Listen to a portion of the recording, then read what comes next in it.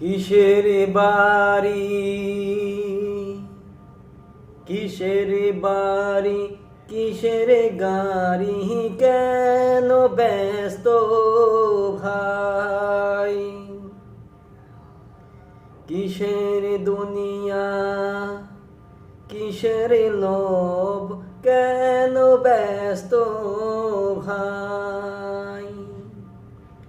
এতটা ব্যস্ত রে ভাই, এই ছোট্ট দুনিয়া, এই ছোট্ট দুনিয়া কারো জন্য নয় তো চিরস্থায়ী।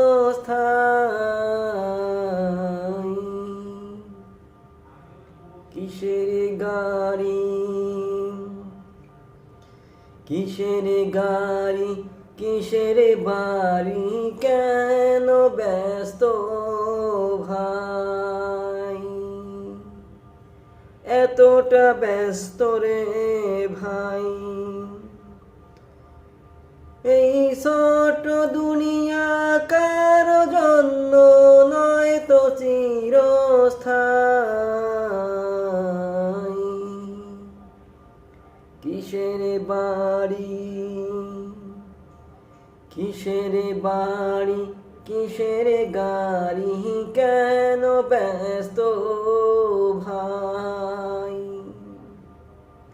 এই দুনিয়া ছেড়ে একই দিন চলে যেতে হবে।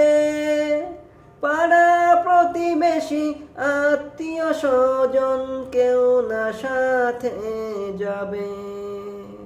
থাকবো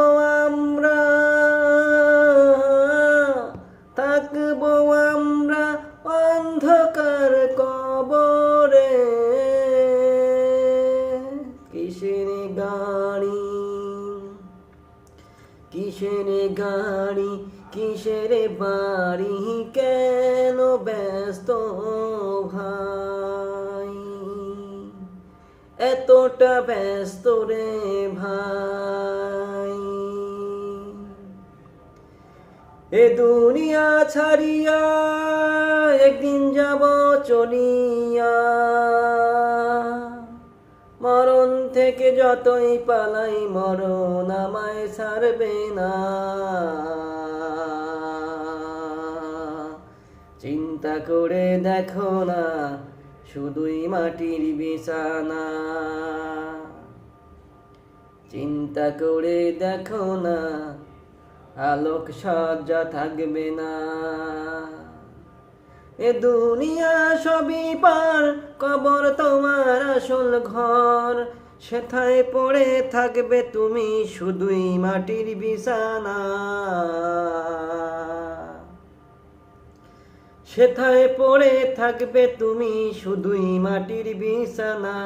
চিন্তা করে দেখো না, কবরে কি যাইবা না। চিন্তা করে দেখো না, কবরে কি যাইবা না। ওই কবরে আল্লাহ ছাড়া বন্ধু কেহ থাকবে না।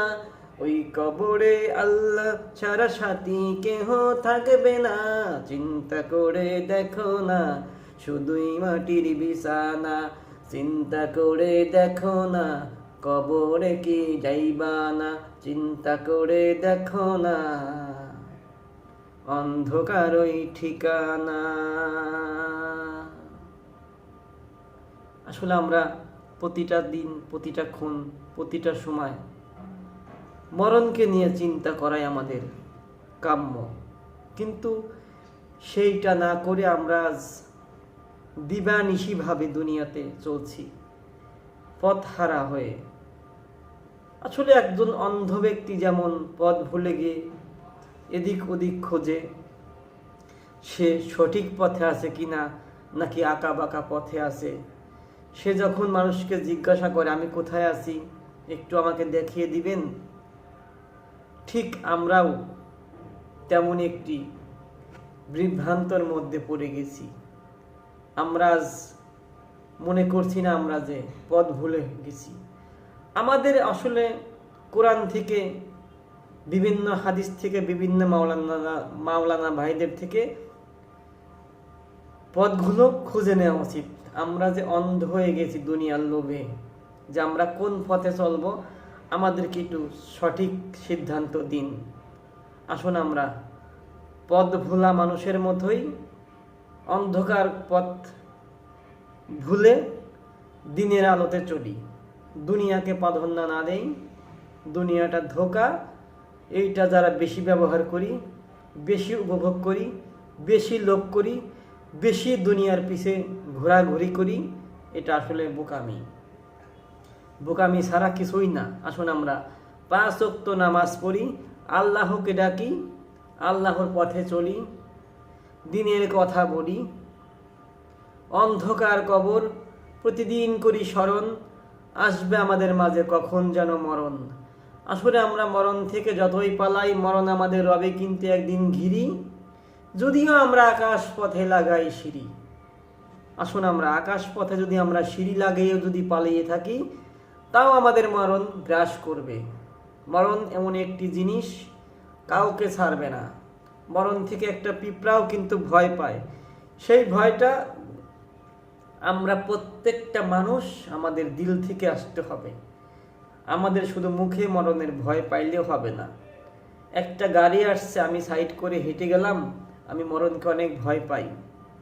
আমার অসুখ হয়েছে, আমি বিভিন্ন একটি ডাক্তার দেখাইলাম, বড় একটা মেডিকেলে ভর্তি হইলাম, আমি মরণের ভয় পাচ্ছি, আমার মরণ যেন এখন না আসে, আমি বাঁচার চেষ্টা করছি। না, এইটা কোনো মরণকে ভয় পড়ে না। নেক আমল দ্বারা হালাল খাবার এবং দিনের পথে চলাই মরণকে ভয় করে। এটাই মরণকে ভয় করা বলে। একটা পেয়ারা গাছে যেমন পেয়ারা থাকে, সে পেয়ারাটা দেখবেন যেটা কাগজে মোড়ানো থাকে, সেটা কিন্তু পশু পাখি এবং কোনো কীটনাশক দ্বারাও সেটা সুরক্ষিত থাকে, কারণ সেটা কাগজে মরিয়ে রাখা হয়। আর যেটা ওপেন থাকে, সেটা কিন্তু অনেক বাদর, অনেক পাখি, অনেক জীবজন্তু, অনেক সাপ, অনেক বিচ্ছা, অনেক কিছুই সেটাকে আক্রমণ করে, কারণ সেটা কাগজে মোড়ানো না, সেটা সুরক্ষা না। তাই যেমন প্রত্যেকটা নারী যারা আমরা উলঙ্গ হয়ে চলাফেরা করি, অনেক পুরুষ শর্ট কাপড় পরে পরিধান করেন, চুল এলোমেলো কাটেন, ক্লিন শেভ করেন, তারা কিন্তু আসলেও ইমানের পর্দায় আপনারা মোড়ানো না। আসুন আমরা ইমানের পর্দায় মরিয়ে যাই, আমরা শয়তান হইতে সুরক্ষা পাই। শয়তান যখন আমাদের গ্রাস করে ফেলে, তখন আমাদের আর কোনো মেধা থাকে না, দিনের জ্ঞান থাকে না, আলোর পথ আমরা বেছে নিই না, অন্ধকারটা আমরা বেছে নেওয়ার চেষ্টা করি। জাহান্নামী যখন জাহান্নামে যাবে, ঠিক 1400 বছর দূরত্ব থেকে জাহান্নামের তাপ উপভোগ করবে। তাই আসুন সেই জাহান্নামকে আমরা অ্যাভয়েড করে চলি, সেই জাহান্নামে যেন আমাদেরকে না যেতে হয়, সেই কাজটা আমরা দুনিয়া থেকে করে আল্লাহর কাছে চলে যাব। আল্লাহ পাক আমাদেরকে যেন মরণের সময় কালেমা নসিব করে দেয়। কালেমা নসিবে মোর দিও, খাঁটি মান মোরে দিও, কালেমা নসিবে মোর দিও। ডেকে নেবে যেদিন আমারে, তোমার মোহন মোরে দিও। হায়াতের দম ফোড়ালে, খাঁটি মান মোরে দিও, কালেমা নসিবে মোর দিও, কালেমা নসিবে মোর দিও। তোমাকে করেছি পার দুনিয়া পেয়ে, দুনিয়া করেছে পাপী মরি দুঃখে দুঃখে। পরিণতি হবে কি চলে গেলে দম, মালাকাল মউত আমার আসবে যখন, তখন তোমায় রহমের হাত বাড়িও। কালেমা নসিবে মোর দিও, কালেমা নসিবে মোর দিও, কালেমা নসিবে মোর দিও। আল্লাহ যেন আমাদেরকে মরণের সময় কালেমা নসিব করে দেয়। লা ইলাহা ইল্লাল্লাহু মুহাম্মদ রাসূলুল্লাহ সাল্লাল্লাহু আলাইহি ওয়াসাল্লাম। আল্লাহ পাক আমাদেরকে যেন দিনের পথে চলায়। দুনিয়াটা ধোঁকা, এটা যারা বেশি ব্যবহার করি, বেশি উপভোগ করি, তারা আসলে বেশি বোকা।